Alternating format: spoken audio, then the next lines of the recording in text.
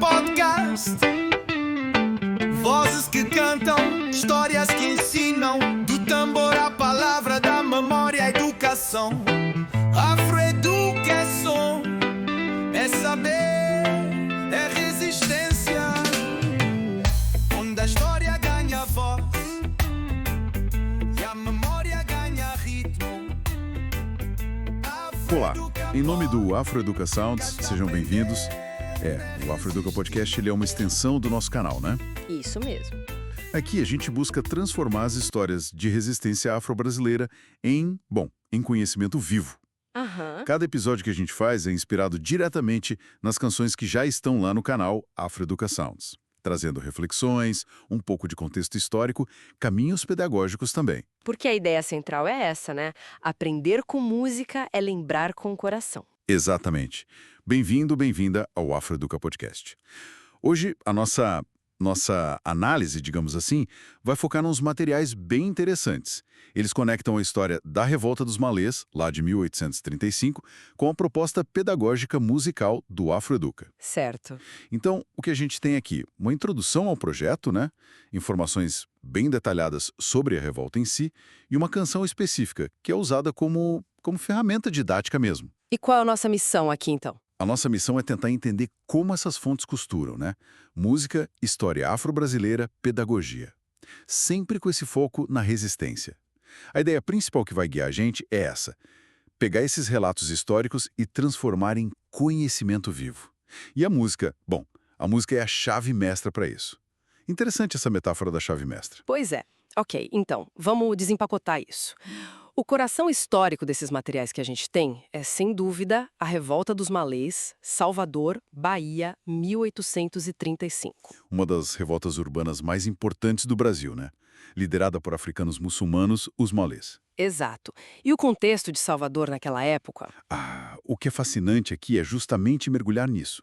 Salvador tinha uma população africana enorme, muitos de origem nagô, hausa, e a prática do Islã era uma realidade forte ali. Mesmo sob escravidão, né?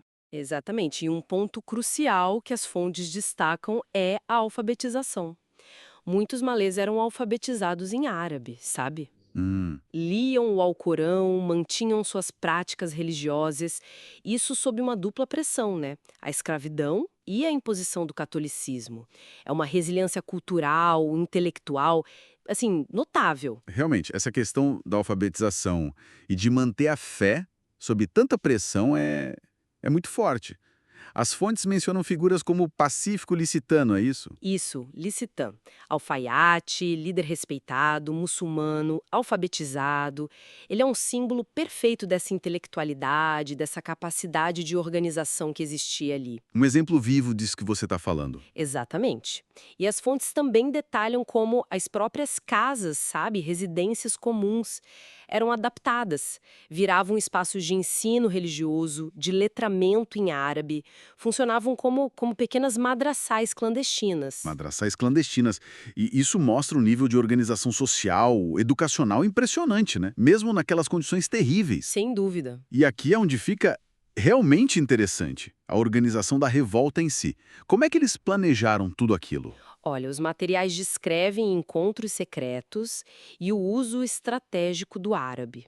Eles escreviam em bilhetes, usavam amuletos com inscrições. Uma forma de comunicação que despistava, né? Exatamente, dificultava a espionagem pelas autoridades da época.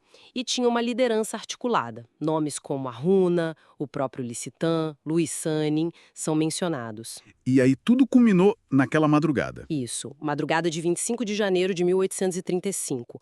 Era um período ligado ao Ramadã, importante para os muçulmanos, e aí cerca de 600 rebeldes tomaram as ruas de Salvador. 600 é um número bem expressivo para uma ação coordenada, ainda mais sob vigilância constante. E o confronto foi pesado, né? Pelo que as fontes indicam. Ladeira da praça, Barroquinha. Foi intenso, sim, mas o desfecho foi trágico. A repressão foi extremamente violenta. Quantos mortos, mais ou menos? As fontes falam em cerca de 70 rebeldes mortos em combate e mais de 500 presos depois.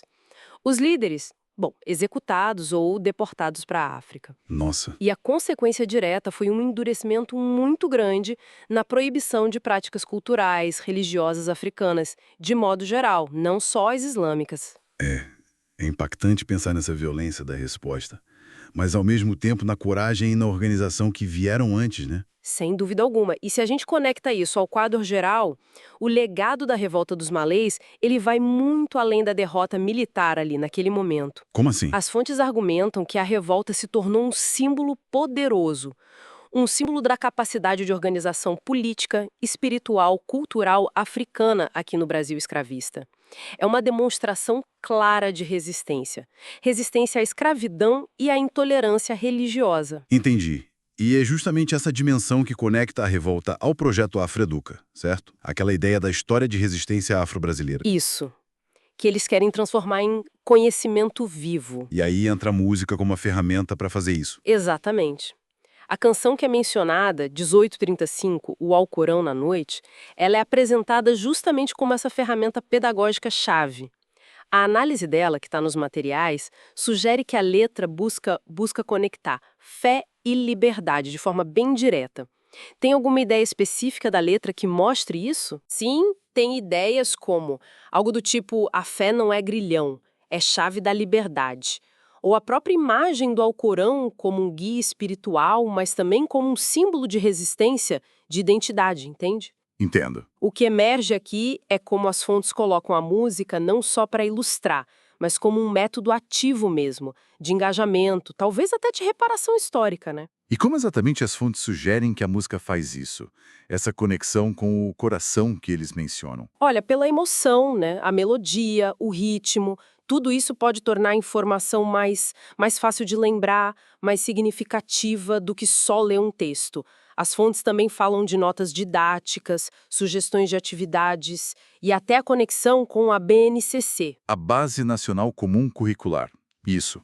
Tentando integrar essa abordagem musical no ensino formal mesmo. Aí reforça aquela filosofia. Aprender com música é lembrar com o coração. Então, o que tudo isso significa, no fim das contas? Juntando tudo. Bom, A análise desses materiais mostra uma proposta pedagógica bem clara, né? Usar toda a riqueza cultural e histórica afro-brasileira, como a história da Revolta dos Malês, e juntar isso com o poder da música. Para quê? Para fomentar educação, memória e, principalmente, a valorização da resistência. isso. E isso levanta uma questão importante, que vem das próprias fontes, na verdade. Qual a questão? A canção, pelo que consta, menciona que a história dos malês não está nos livros da escola. Verdade. Aí a gente pensa, se essa história tão significativa ficou à margem, quantas outras histórias de resistência, de saberes, de figuras importantes da diáspora africana no Brasil ainda estão esperando para ser redescobertas, para ser partilhadas? Fica a reflexão, né? Exato. Fica a reflexão. De que outras formas criativas, como a música, a gente pode se valer para desenterrar essas narrativas, para construir um entendimento mais completo, mais justo do nosso passado. Afroeduca Podcast. Vozes que cantam, histórias que ensinam, do tambor à palavra, da memória à educação. Afroeduca é som, é saber.